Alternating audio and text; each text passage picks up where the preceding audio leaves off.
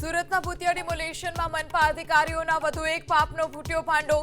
ડિમાર્કેશનની કામગીરી માટે મનપાએ માંગ્યો હતો પોલીસ બંદોબસ્ત। ઇજનેર સુજલ પ્રજાપતિની ભૂમિકા પર પણ અનેક સવાલ।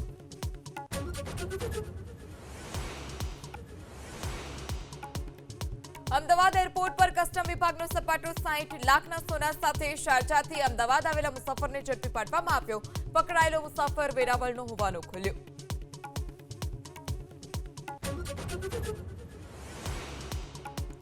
ચોમાસાના આગમન પહેલા જ સ્માર્ટ સિટી અમદાવાદમાં ભૂવો પડવાનો સિલસિલો શરૂ। વટવા મણિનગર બોપલ આશ્રમ રોડ અને હવે સોલા સર્વિસ રોડ પર ભૂવો પડ્યો।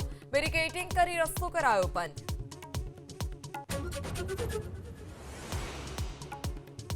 ડીઝલની સંગ્રહખોરી રોકવા કેન્દ્રનો મોટો નિર્ણય। દરેક ગ્રાહકને એક દિવસમાં 200 લીટર જ ડીઝલ મળશે।